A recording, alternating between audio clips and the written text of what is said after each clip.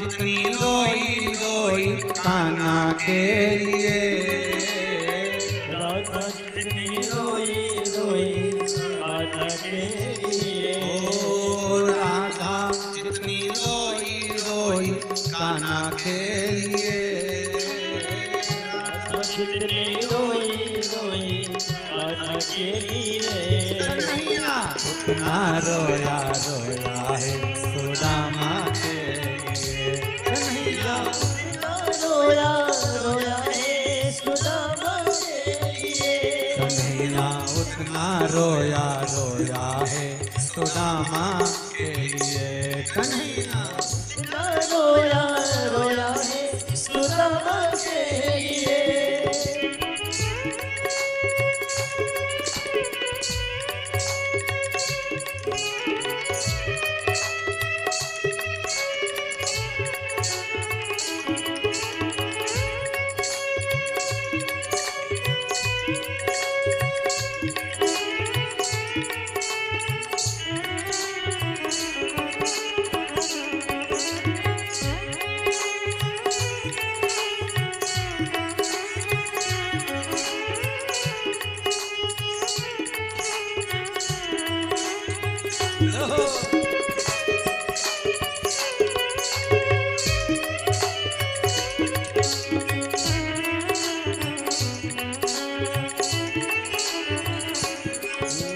जितनी राधा रोई रोई कान्हा के लिए, जितनी राधा रोई रोई कान्हा के लिए, कन्हैया उतना रोया रोया है सुदामा के लिए, कन्हैया उतना रोया रोया है सुदामा के लिए, कन्हैया उतना रोया रोया है सुदामा के लिए, कन्हैया उतना रोया रोया है सुदामा के लिए।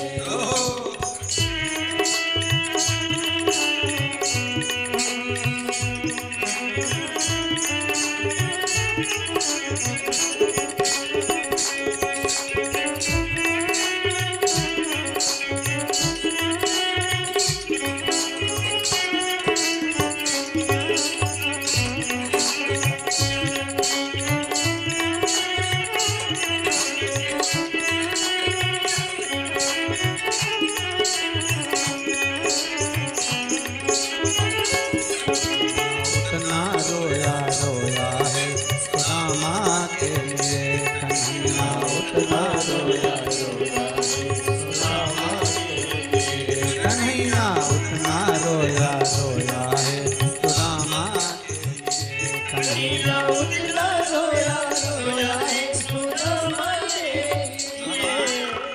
का चरित्र कहता है प्रेम जहाँ पर है वहाँ सर्वस्थान था।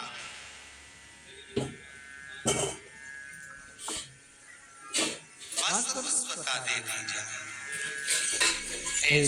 नारद, अगर तुम नारायण के सामने जाकर कहोगे कि काम को जीत लिया और शिव नहीं जीत पाए तो मेरे भगवान को अच्छा नहीं लगेगा।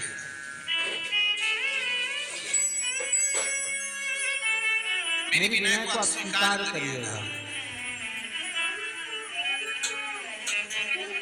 मेरी विनती आप स्वीकार करिए।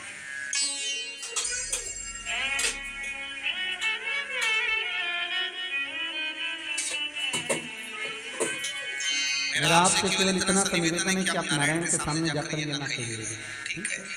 सुना देवऋषि नारद चल दिए, देवऋषि नारद को लगा बताओ इनको तो इच्छा हो गई, मैं जीत गया और ये हार गया।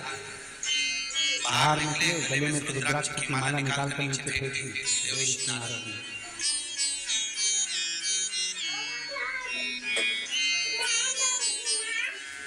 नंदिनी निकल कर जा रहे थे, नंदिनी ने वो माला उठा ली, शिव जी के पास ले जाकर दे दी। बोले बाबा ये आपकी माला? शंकर जी बोले मेरी माला मैंने तो नारद को दी थी।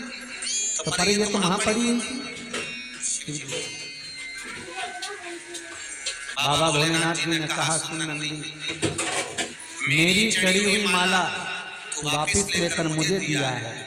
संसार में मृत्यु लोक में जो चढ़ी हुई बेलपत्र उठाकर धोकर वापिस मुझे चढ़ा देगा, मैं 1000 गुना पुण्य उसका प्रदान कर दूंगा, 1000 गुना पुण्य उसको दे दूंगा। ये नहीं शिव को कि तुम नूतन ला कर दो। शंकर तो करें एक बेलपत्र ये नहीं है आपके हाथ में, शंकर पर चढ़ी हुई बेलपत्र धोकर वापिस शिव को चढ़ाएंगे। कितना सुंदर लिखा है, 1 महीने पुरानी बेलपत्र को पानी छींटकर वापिस चढ़ा दो, शिव स्वीकार कर लेते।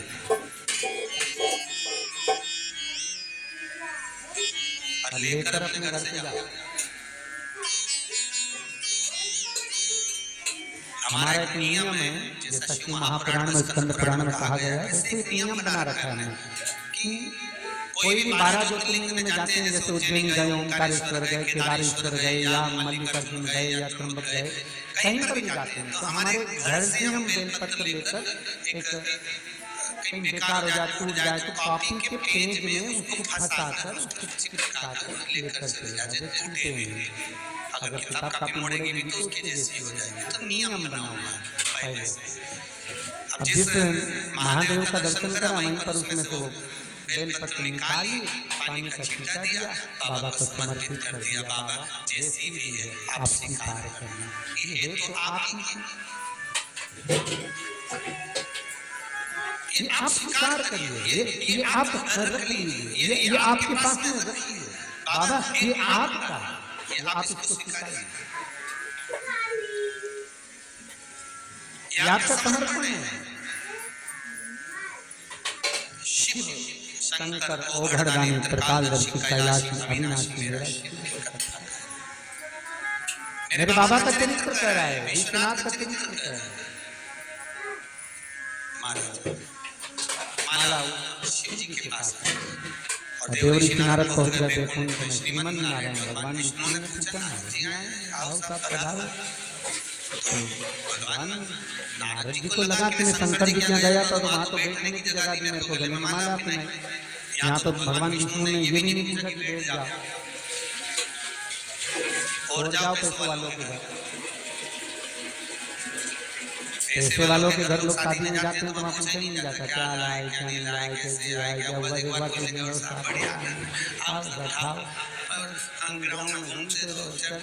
किसी गरीब बूढ़े के यहाँ शादी में जाओ तो सम्मान देखना, आओ काका जी और कुर्सी ला कर काका जी थोड़ी देर रुकना है, आराम से जाना है, इतनी जल्दी नहीं जाना हो, रुकते जाइएगा जरा सा आराम से। और भोजन भोजन करा कि नहीं करा, ये करा कि नहीं करा, वो करा कि नहीं करा, सारा आदर सम्मान किसी गरीब की शादी में तुरंत मिले। कहते हैं ना कि वो शिकार का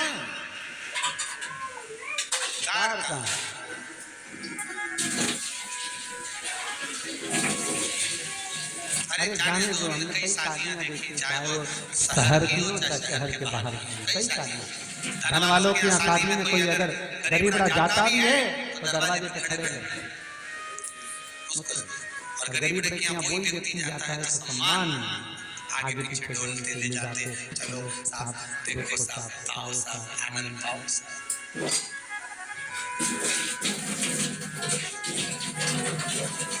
ये उसी में कहा है, तुम देखना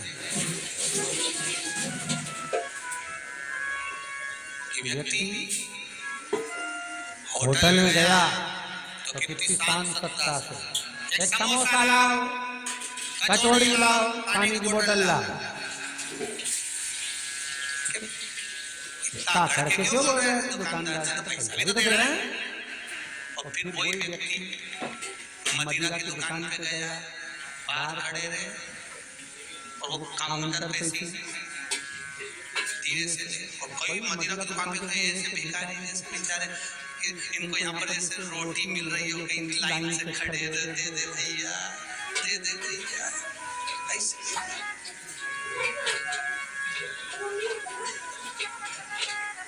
सम्मान सत्कार निवेदन है। शिव के मंदिर में भले कालीन नहीं बिछा, आपने कभी शंकर जी के मंदिर में कहीं कालीन बिछा देखा है? अरे बोलो तो। शिव के मंदिर में कहीं कालीन नहीं बिछा, शंकर के मंदिर में कहीं कहीं बहुत सारा आपको आभूषण नहीं मिला। और आप चाहें किसी भी मंदिर में जाना, वहाँ खर्च भी होगा, कालीन भी होगा, पर शंकर के मंदिर में जाना तो जो मिलेगा वो पानी का ढोल के गाय की साड़ी उठा के फिर पूजन करना पड़ेगा। फिर भी मेरा शिव बहुत सरल, ओघरदानी, 3 बार ताली बजाने से, बम बम बोले भोलने से, ओम नमः शिवाय कहने से, 1 लोटा पानी चढ़ाने से इतना प्रसन्न हो जाता है कि मेरा भोलेनाथ तुम्हारे जरा से प्रेम से रीझ कर तुम्हें त्रिलोकी का नाथ बना देता, खुद बना देता। तुम स्वयं बनो, तुम स्वयं भरण पोषण तुम्हारा आनंद में करो, मैं खुद ही बना दे देता हूँ। मेरा शिव भगवान विष्णु ने नारद जी से नहीं पूछा कि तुम बैठे, भगवान विष्णु के सामने जाकर नारद जी ने कह दिया, जिसको शंकर ने नहीं जीता है उस कामदेव को मैंने जीता है। भगवान नारायण सुनते ही आंखों से अश्रु बह गए। देवर्षि नारद से कहा, ठीक है आप महादेव जाइए, क्योंकि निंदा करने वाला और निंदा सुनने वाला दोनों में महापापी होता है सुनने वाला। भगवान विष्णु को दुख इस बात का हुआ कि देवर्षि नारद ने शंकर की निंदा कर दी और शिव की निंदा कर दी है, तो फिर मेरी गति बिगड़ गई। और वही हुआ, निंदा करने वाले को भी दोष लगता है, निंदा सुनने वाले को। शंकर की अगर किसी ने निंदा करी है तो उसको पशु का जन्म लेना पड़ेगा, और शंकर की निंदा यदि किसी ने सुनी है तो उसको भी पशु का जन्म लेना पड़ेगा। और वही हुआ, देवर्षि नारद ने शंकर की निंदा करी थी तो उनको बंदर का मुंह लगा था, और भगवान नारायण ने शंकर की निंदा सुनी थी तो सिर कटा तो घोड़े का मुंह लगा। हयग्रीव अवतार में केवल शिव की निंदा सुनना और करना, ये दोनों महापाप है। हम तो कई लोगों से कहते हैं, अगर आपको शंकर की कथा नहीं पसंद आ रही, शिव महापुराण नहीं समझ में आ रही, तो निंदा मत करना। हमारे हाथ में रिमोट रखा, तुरंत चैनल चेंज, महाराज जी चेंज, दूसरा मिल जाएगा कहीं तुम्हारा, पकड़ लो उसको, सुनो।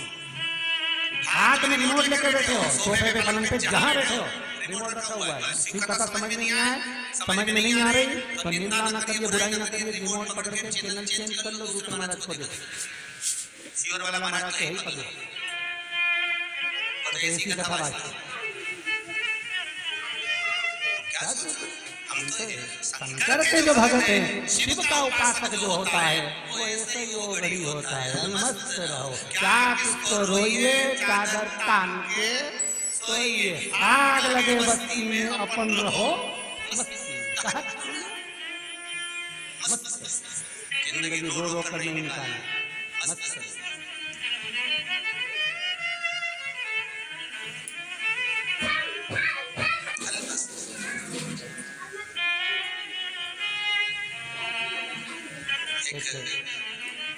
बुधनी की एक माता जी ने कथा सुन ली शिव महापुराण की, इतनी मस्त है, इतनी मस्त। एक दिन उसका पति पी के आ गया, अब पी के आया तो उसने कहा रोटी दे, मुस्कुरा रोटी दे, इसने शंकर की कथा सुन ली, वो भी पी के आया, ये भी पी गई, मैं खाने से पी के आया, ये टीवी से पी गई, कथा वही सुनी टीवी में। अब दूसरे दिन पति की तो उतर गई पर इसकी नहीं उतरी। ऐसे तैयार हुए, मंदिर जाए, लोटा भर पानी चढ़ाए, घर से थाली माली लगा के जाए, ओम नमः शिवाय बोले। पति के बताओ मैं 3-4 दिन से पहले सोची, अब ना जाने से पागल हो गई, लोटा भर के पानी ले जाकर शंकर जी की ओर ढेर रही। और फिर रात को क्या है, फिर इसी तरह रोटी भी नहीं दे रहे, मुस्कुराए। 2-3 दिन बाद ये अपने पड़ोस के यहाँ गया, काकी मेरी पत्नी को कोई हवा मवा लग गई, तो उसकी काकी बोली हवा नहीं लगी, शिव की शिव पुराण लग गई। और जिसको लग गई वो नहीं उतरी, उतरी। लोग रात रात को शाम मोबाइल देख, कई लोग हम तो रात को कथा नहीं, रात को आधी रात को मोबाइल में कथा देखते, जब तक नहीं सो, जब तक कोई कथा नहीं हुई, लग गई। एक बार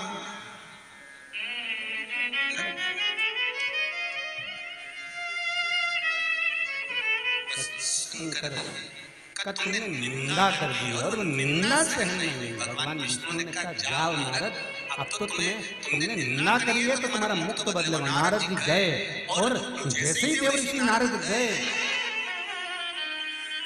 और नारद जी गए, एक सुंदर राजा का महल दिखा जहां पर स्वयंवर चल रहा था। सेन ने भी राजा की कन्या को देखा, मेरी शादी नहीं हुई, सुंदर में बन जाऊं। भगवान से वर मांगा, सुंदर था मेरा जिसमें हित हो। बंदर का मुख लगा दिया, बैठ गए सभा में। कन्या आई, वर मांगा, भगवान विष्णु को कितनी माया थी। नारद जी को क्रोध आया, जाकर मुझ देखा तो बंदर का था। भगवान विष्णु का देवर्षि नारद जैसे कहे, भगवान बाद में पश्चाताप हुआ। भगवान विष्णु के चरण पकड़ लिए, क्षमा कर दो, मेरा ये मुख ऐसा क्यों बना, वो कारण बता दो। भगवान विष्णु ने कहा, देवर्षि नारद, तुमने अपने मुख से शंकर की निंदा करी है। शंकर की निंदा करने वाला और शंकर की निंदा सुनने वाला महापापी होता है। उसको बानर का मुख लगा है तुमको, बंदर का मतलब। नारद जी बोले क्षमा करो, कुछ ऐसा उपाय बता दो जिससे मैं इस योनि में आ तो गया हूं, पर ये बंदर का जो मुंह है ये छूट जाए और मैं भगवान की शरणागति पाऊं। जाओ देवर्षि नारद, अभी तक तुमने नारायण का भजन करा, शंकर का भजन करो। देवर्षि नारद को भेज दिया चंद्रभागा नदी के तट पर। चंद्रभागा नदी के तट पर जहां पर हरि विठ्ठल शंकर के साथ विराजमान है। भारत की भूमि पर एक ही भगवान विष्णु का मंदिर ऐसा है जहां पर भगवान विष्णु के सिर पर शिवलिंग है। वो है पंढरपुर में हरि विठ्ठल। चंद्रभागा नदी के घाट पर पांडुरंगा हरि विठ्ठल ईंट पर खड़े, दोनों हाथ कमर पर, और उनके मस्तक पर शिवलिंग विराजा हुआ है। दुनिया में एक ही मंदिर है, हरि विठ्ठल। जाओ वहां बैठ कर तप करो। देवर्षि नारद ने तप करा, वंदन करा, शिव का दर्शन हुआ, क्षमा करो, गलती हो गई। जो सीधा होता है, सरल होता है, लोग उसको जान नहीं पाते, समझते सीधा ही तो है, सरल तो है, क्या करेगा, क्या बोलेगा, पर वो नहीं बोलता, उसके साथ वाले बोला है ना परेशान।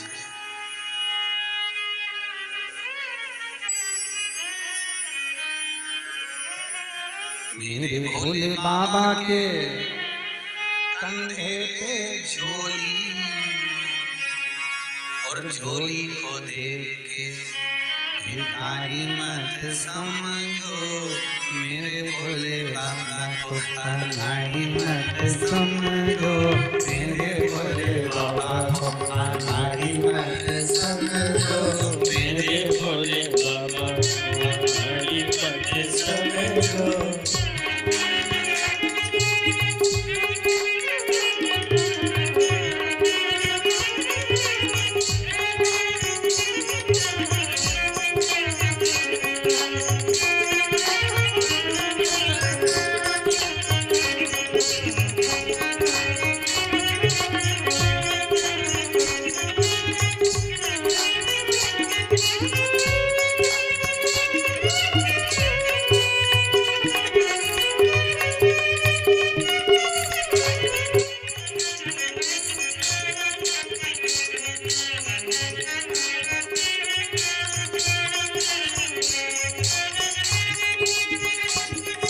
मेरे भोले बाबा के हाथों में डमरू, मेरे भोले बाबा के हाथों में डमरू। मेरे भोले बाबा के हाथों में डमरू।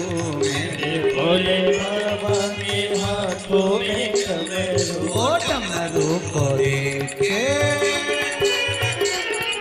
डमरू को देख के मातारी मत समझो। डमरू को देख के मातारी मत समझो। ओ मेरे भोले बाबा को अनाड़ी मत समझो। मेरे भोले बाबा को अनाड़ी मत समझो।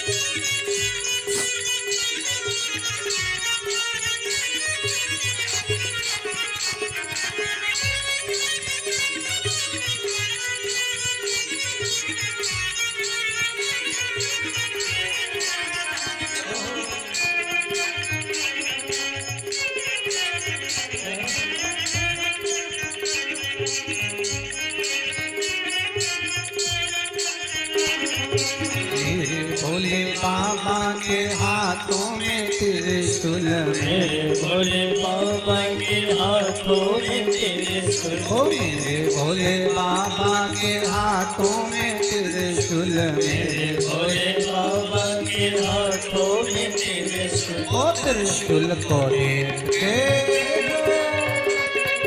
त्रिशूल को देख के शिकारी मत समझो, त्रिशूल को देख के शिकारी मत समझो, ओ मेरे भोले बाबा को अनाड़ी मत समझो, ओ मेरे भोले बाबा को अनाड़ी मत समझो, ओ मेरे भोले बाबा को अनाड़ी मत समझो, मेरे भोले बाबा को अनाड़ी मत समझो, ओ मेरे भोले बाबा को अनाड़ी मत समझो, मेरे भोले बाबा को अनाड़ी मत समझो। हर हर भगवान शिव को सीधा सहज सरल है मेरा शिव, उसको सरल काम में लिया। महाराज बाबा का दर्शन ऋषि देवी नारद को